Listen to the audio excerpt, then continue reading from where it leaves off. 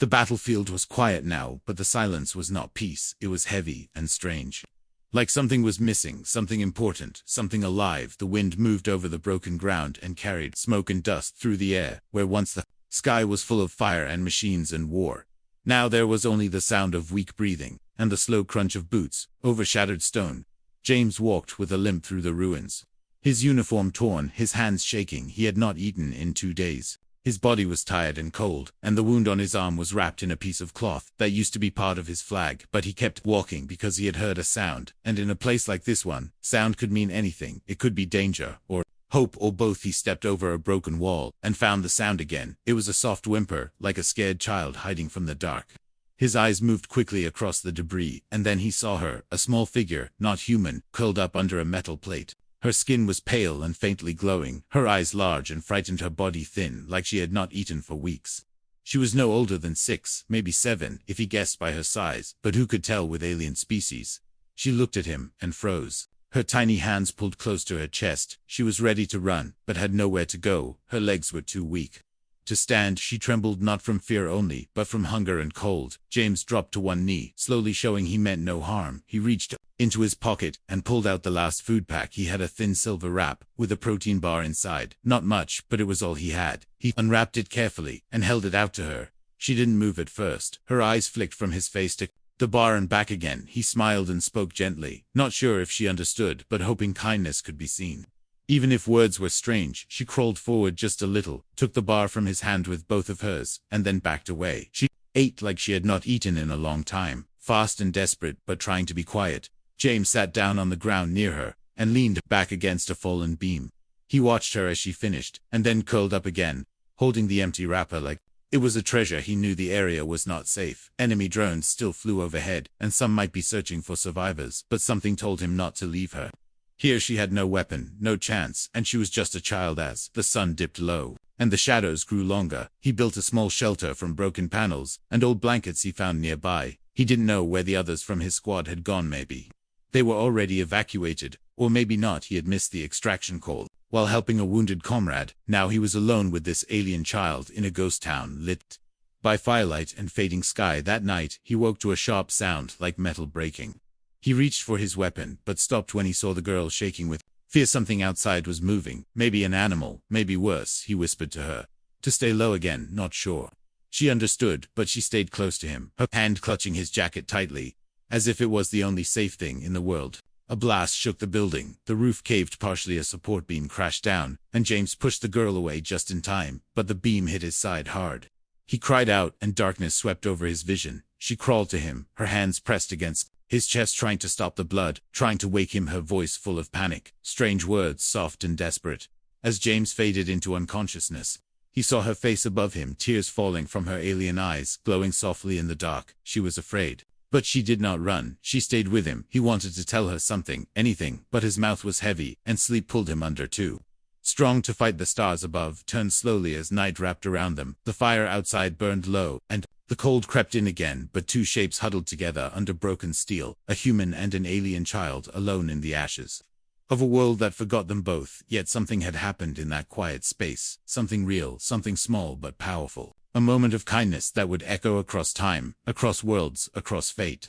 The world was spinning when James opened his eyes. His vision was blurry, and the roof above him was not the same broken metal he remembered, but smooth, clean panels glowing with soft blue light. He tried to move, but pain shot through his ribs and arm, making him groan and stop. The air smelled different. No smoke, no dust, just medicine and cool air. Something was wrong. Something was missing.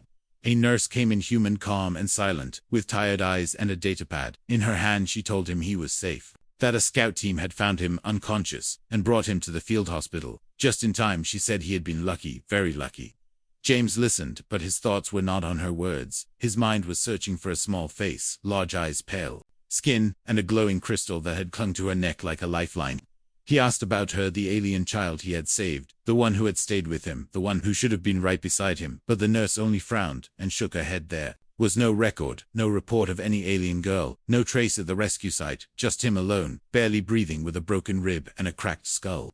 James insisted again and again, but they looked at him with polite doubt, like they were humoring a dream. From a man who had seen too much war. When he was strong enough to walk, he left the medbay and returned to the crash site against orders. He stepped through the rubble with slow, careful steps, his fingers brushing every broken piece of metal, every stone and beam, like he might find her hiding again beneath the ruin. But there was nothing, no sign of her, except one small thing, half buried in the ash, a crystal pendant shaped like a tear glowing faintly with warmth. When he touched it, held it in his hand for a long time, his heart full of something he could not name, and then he tied it around his neck with a strip of cloth from his jacket he carried. It always from that day forward, even when the war ended, even when he returned to Earth, even when the years passed like leaves in the wind, James never forgot her. Not when the medals were placed on his chest, not when he stood before crowds, not when he stared out the window of his small home at night, remembering the moment when he gave away his last food to a scared, starving child who had looked at him not as an enemy, not as a soldier, but as a human being with a heart and hands that chose to help. Instead of harm, people called him a hero. They told stories of how he survived impossible odds, how he saved lives, how he inspired others, but none of them knew the truth. None of them knew the only reason he was alive was because a little alien girl chose to stay by his side in the dark, cold night, when no one else did, and for that he owed her more than words could say. One day, many years later, James was walking home from the supply market. The air was quiet, the sky soft with gray clouds, the streets empty, except for a few workers and drones. He heard a strange hum behind him, like a ship too small for military and too smooth for cargo. He turned and saw a dark shape rising above the trees, sleek and silver, with lights running along its sides. The ship hovered without sound, then lowered until it rested in the open park across the road. People stopped and stared. Some ran, others filmed with their devices. Guards shouted and moved in, but no weapons were fired. The door of the ship opened slowly, and a ramp came down with a hiss of air and light. Spilling out like dawn from the ship stepped a tall figure wrapped in armor that shimmered like stars, her hair long and silver, her eyes glowing with the same soft light as the crystal around James's neck. She walked without fear, without haste, her gaze locked on him as if no one else existed, as if time itself had been waiting for this moment. James felt his breath catch in his chest, his hands trembling not from fear, but from something deeper, something older, a memory that had lived in his heart for years without voice or shape, and now stood before him in living form. Grown strong, proud, beautiful, not a child, not helpless, not lost, she stopped just in front of him, her hand reaching up to touch the crystal on his chest, and her voice soft but clear said, "You gave me your last food, you gave me your warmth, your courage, your kindness. Now I return to give you everything I have." No one moved for a long time, as the tall, armored alien woman stood before James. Her presence was like a storm wrapped in calm. Her face held strength and sorrow, and something softer, something only he could see, something that had never left her from the day she ate that last meal he gave her as a child. The crowd stared, some in fear, some in awe, others with weapons half raised, unsure what she was or why she had come, but she ignored them all, her glowing eyes fixed only on James, as if the entire world had vanished, and only one human remained in her memory. The one who mattered, the one who gave when he had nothing, the one who chose mercy when everyone else chose war. James felt his legs grow weak, but he stood still, his heart pounding like a war drum, echoing a memory so old yet so near. The moment he saw her curled beneath rubble, the moment he gave her food and shelter and a place beside him in the cold, the moment he believed she had vanished forever, and yet here she was, tall and shining and powerful and real. She took a step forward, then knelt before him, one knee on the ground, one hand across her chest in a salute, unlike any seen on earth. Her voice, soft and deep and steady, reached into the silence and said, "You are remembered, you are honored, you are the reason I stand."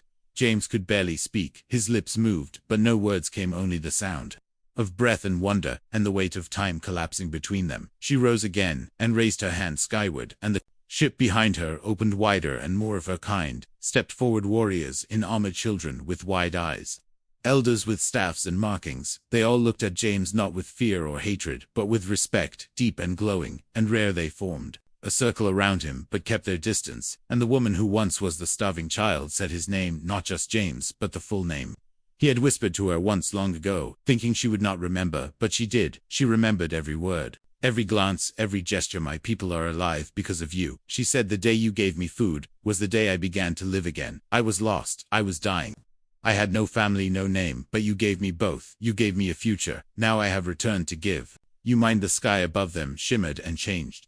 The clouds parted, and above them appeared more ships, silent and smooth, filling the air without sound, like a fleet sent by the stars themselves to witness this moment, not of invasion, not of war, but of reunion and gratitude. The humans around James grew tense. The military called in reinforcements. The news drones buzzed in every direction, people screamed and shouted, and questions flew like arrows, but the woman lifted her hand, and the ships above responded with a pulse of light, not a weapon, not a threat, but a signal, a message of peace, written in the language of stars and energy, and promised. James looked into her eyes and saw the truth. She had not come to conquer, she had not come to frighten, she had come because she remembered, she had come because he mattered. He had always mattered to her, even when the world said otherwise. The Earth Command Center demanded answers. They ordered her to stand down. They asked her purpose and her plan, but she spoke only to James, and said, "The enemy that destroyed my home is coming for yours. I have brought my fleet not to take, but to protect, not to rule, but to repay. I owe you a debt that cannot be measured in time or stars, and I will not let your people fall, as mine once did." James nodded slowly, his mind racing but his heart calm. She had kept the promise he never asked for. She had crossed galaxies to honor a meal he barely remembered. She had become a shield where once she was a child, and now she stood not just for him, but for all humanity.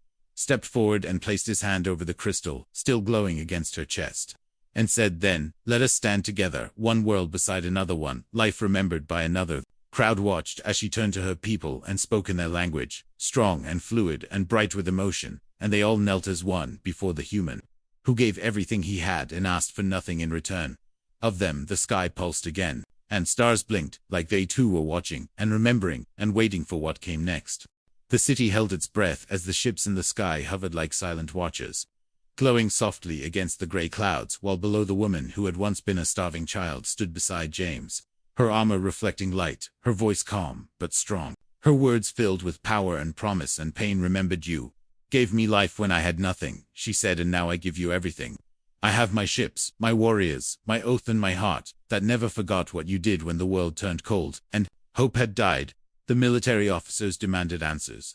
The crowd whispered and gasped. The leaders tried to push through the growing storm of voices, but she paid them no mind. Her eyes stayed on James, her voice speaking truths that made even the boldest men pause. "I was only a child when your hands gave me food, when your eyes showed me no fear, when your arms wrapped around me and protected me from falling steel and burning sky. You spoke to me even when I could not understand, and I remembered every sound, every breath, every heartbeat." That night James listened, without words, the weight of the moment pressing down like a wave he never imagined.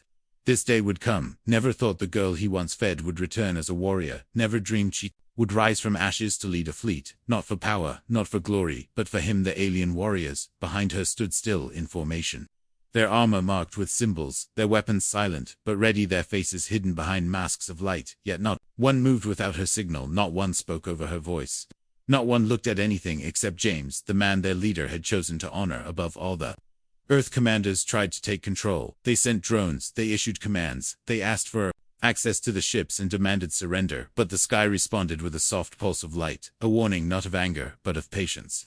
"Running thin, we did not come to fight you," she said to the soldiers who pointed guns at her. "We came to stop the fight that is already coming. We came to repay a debt that can never be forgotten. We came because he matters, because he gave without asking.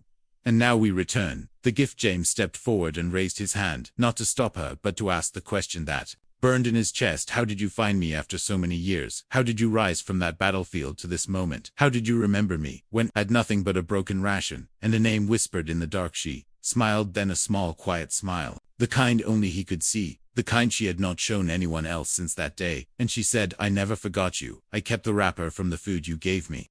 I wore it around my neck until I grew strong. I told your story to my people, and they listened, they believed, they followed. And when I became their voice, I told them your name, and they answered with loyalty. For years, I searched across systems, asking every traveler, every scout, every whisper in space, for a trace of you. And when I learned your world was in danger, I did not hesitate. I gathered my army. I prepared my ships. I crossed the void with one mission, to protect the one who protected me." Tears touched James's eyes, but he held them back, not out of pride, but out of something deeper, something that told him this moment was sacred, not just for him and her, but for all who watched, for every soul who believed kindness was weakness, for every soldier who thought small acts were forgotten. The alien woman turned and gave a signal, and in perfect silence, the ships in the sky opened, revealing more warriors, more crafts, more tools of defense and science and hope. They had come not as conquerors, but as guardians. Not to demand, but to give. Earth officials hesitated, torn between fear and awe. but James stepped between them and her, and said, if there is one voice you should trust, let it be hers. If there is one army you should welcome, let it be the one that was built from mercy. If there is one moment to change the path of our world, let it be this one. The wind moved gently, the ships held their place, the alien warriors stayed ready, and the people of Earth watched as one human stood beside one alien, and between them something ancient was born again, something called trust, something called honor, something called peace. The stars above Earth had always been distant and silent, but now they held shadows that moved with purpose, dark shapes that blinked in and out of deep space.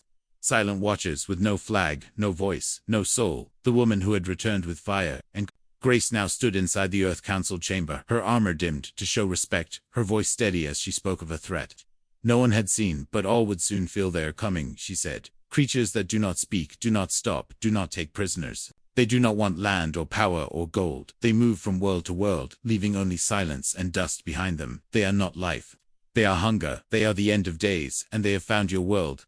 The council members exchanged looks, some full of doubt, some with fear, none with answers. They asked for proof, and she gave them images from her ship, long silent recordings of planets burning, cities swallowed by light and screaming silence, fleets falling in minutes, species gone with no warning. Only the echo of what was once life. James stood beside her, watching the faces of the humans who once called him hero, now unsure of what to believe, unsure if this was truth or trick, unsure if the girl he saved now stood as friend or phantom. She looked at him once, her eyes full of something deeper than fear, something older than time, and he nodded once without words, because he believed. Because he remembered. The room fell quiet as she continued her story, how her people once lived in a system rich with color and air and oceans, how the enemy came without a name, without sound, without mercy, how they ran and fought and burned, but nothing stopped them. How she was only a child when it happened, and how his kindness gave her strength when all else was gone. One general asked why Earth would be a target, why now, and she answered, not with fear but with sorrow. Because your world shines, because your people grow, because your voice in the stars grows louder each day, and the enemy hates sound, hates growth, hates hope. They move toward your world, because they cannot allow it to live. The scientists checked her records, and found strange signals from deep space, signals they once dismissed as noise, now pulsing with a rhythm that matched her warnings, signals getting closer with each passing day. Still many doubted, still many feared, not the enemy, but her and her army.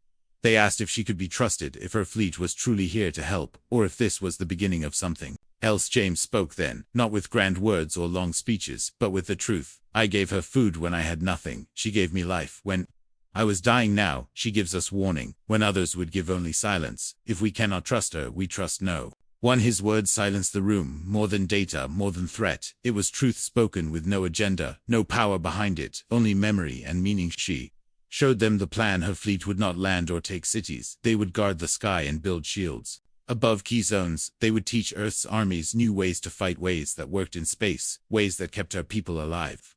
Through decades of running, they would help without ruling, lead without control, and only if invited. The council finally agreed, but with caution and delay, and questions that slowed every step while above them. The stars moved, and the shadows grew closer, and the clock ticked in silence. That night, James walked the edge of the base, where her ships hovered just above the ground, glowing faintly like silver ghosts, and she stood alone, watching the sky where no one else dared look to. Long, her voice soft as she said, they will not wait, they never wait, they come like fire and leave only ash. He asked if they could win, and she looked at him, not with answers, but with resolve. We do not fight to win, she said, we fight to protect. We fight because someone must stand between the dark and the light, because if no one does, then everything ends.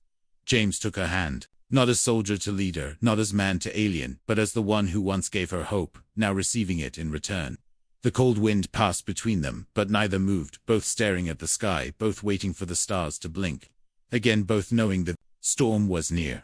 The skies turned red before dawn, as warning sirens echoed across cities and mountains and oceans. The enemy had arrived, not from the front, not from expected routes, but from the black edge of the solar system, slipping past satellites and probes. Without a sound, their ships were not like anything Earth had seen. No clear engines, no lights, no shape, only dark shifting metal, like liquid frozen in hate. Panic spread fast. People ran, shelters filled, drones scrambled. The Earth Defense Forces rose to alert and prepared to launch, but their weapons were built for enemies, with rules and structure.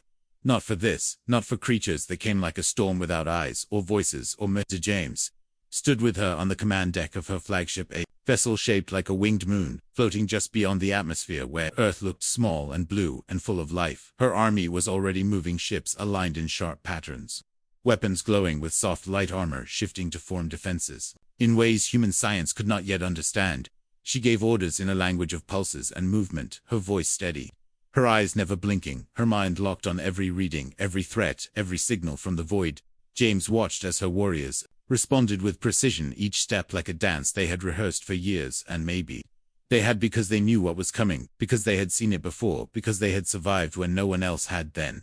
The enemy arrived not with sound or fire, but with silence. They blinked into orbit, like shadows waking from a long sleep. Their ships spread wide, then folded inward, then moved as one like a single mind, with 1,000 limbs. Earth's defenses opened fire, missiles, rockets, lasers. But nothing landed. Every strike passed through, or bounced away like rain hitting smoker. Fleet moved fast, forming a living shield between the enemy and Earth. Beams of energy shot from her ships. Not to destroy, but to hold, to push, to bend space. And time and delay the attack, but still some enemy craft broke through, falling toward cities below, like black knives falling from heaven. James called for help, his voice sharp through. Comes, and she answered, sending 3 fighters to intercept their bodies glowing as they turned into streaks of light, colliding with the falling enemies in flashes of blue and white. And silence. Then one of her ships exploded, a perfect circle of fire and debris, and in that moment she paused just for a breath. Just long enough for James to see the sorrow in her face. He asked how many more, and she said too many, and still more will come, unless we find their source. Unless we break the chain that leads them here, we are fighting a shadow that never ends. Unless we burn the hand that casts its itch. She turned to him and said, I must go to the front line. You must stay here where you are safe. And he said, no, not again. I will not hide while others bleed, while others fight, while the world I love stands on the edge. She looked at him with eyes full of fire, and said, you gave me life, you are the reason I fight, you are my past and my future, and I will not lose you to this. And he said, then we go together, and she could not say no. They moved to a smaller ship, fast and sharp like a blade of light, and it took them through the chaos where stars blinked like dying eyes. An enemy ships crawled like spiders, made of smoke. They flew past wreckage, past fire, past broken pieces of metal that once were warriors, and now were only memories floating in the dark. Her voice guided the pilot. Her hand never left the command panel. Her eyes never left the map of stars and signals and death. They reached the front line where her fleet pushed the enemy back inch by inch, and she gave new orders, forming a strike team to slip behind the enemy wall, to search for the core, the heart, the thing that gave the enemy its power. James followed her through narrow halls into the drop chamber, where armor wrapped around him light and strong, where weapons formed to his hands, without weight, without effort, where her people looked at him, not as outsider, but as flame in the dark. The drop opened, and they fell together down into the battle, where screams had no sound, where the air was thick with smoke and sparks, where earth and sky met in fire and fury, and still they moved, still they fought, still they believed that one act of kindness long ago was enough to light the way through even the darkest night. The battlefield was fire and shadow, as James moved through broken metal and fallen warriors beside the alien woman who had once been a child. Curled beneath rubble, the sky above them was burning with ships, and light and silence broken only by the rumble of explosions and the pulse of life fighting not to fall. She led him toward the enemy source. A structure hidden behind waves of shifting ships, tall and dark and alive, like it breathed, like it watched, like it knew they were coming. James felt every step like a weight in his bones, but he kept going, kept moving, kept holding. The weapon she gave him, shaped from her own armor, shaped from the same light that saved her long ago. They reached the gate where the enemy did not wait in silence anymore, but rushed like a storm, without wind, without sound, without end. Her warriors held the line, their bodies glowing, their weapons singing in a voice that was not music, but memory. James fought beside them, swinging, striking, moving not like a soldier, but like a man who remembered what it meant to be saved. He looked at her, and saw the glow in her eyes flicker with pain, as blasts struck her side, but she did not stop. She raised her arm and called down light from her ship, a strike that cleared the way and opened the path to the core, inside the enemy heart, where something pulsed, something ancient, something wrong inside the core. The walls were not walls, but veins of dark energy moving with patterns that made no sense, and made every breath feel too loud. James stepped forward, but the floor shifted like liquid stone, and almost pulled him under. She grabbed his hand and pulled him back, her strength shaking, but still there, still holding, still protecting. This is it, she said. The thing that controls them, the thing that calls them, the thing that ends everything, if we do not stop it. Now it will never stop again, it will find another world. Another child, another place to burn. James asked how to destroy it, and she looked at him with eyes full of memories of hunger, of warmth, of snow falling outside a broken shelter of the moment. He gave her food and hope and a future, and she said, only together, only if we both give all we have. He nodded once, and took her hand, and they moved forward where the energy was brightest, where the enemy power was thickest, where no other could stand without being torn apart by waves of force and screams that were not sound but feeling. She placed her hand on the heart of the core, and he did the same, and the light that burst from them was not fire, not heat, not pain, but something deep. Something like a promise made in the dark, something like a gift returned after years of silence.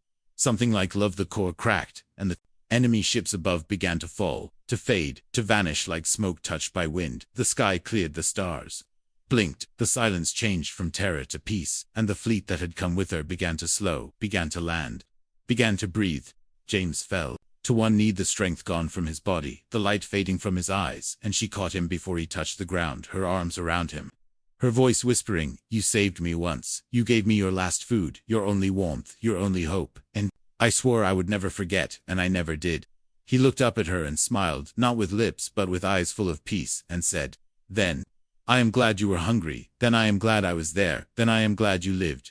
She laughed, not loud, not wild, but soft and bright like stars waking from long sleep, and she carried him back through the halls of the enemy heart, now dying, now broken, now still. When they returned to the surface, the people were waiting, the soldiers and children, and elders and strangers, who had watched the sky in fear now, stood in silence as she walked through them, carrying the man who had once carried her, in a world that had tried to forget. She placed him on the ground, and took the crystal from around her neck, and placed it in his hand, and said, "He is the reason we lived, he is the reason we fought, he is the reason we are here." Rand.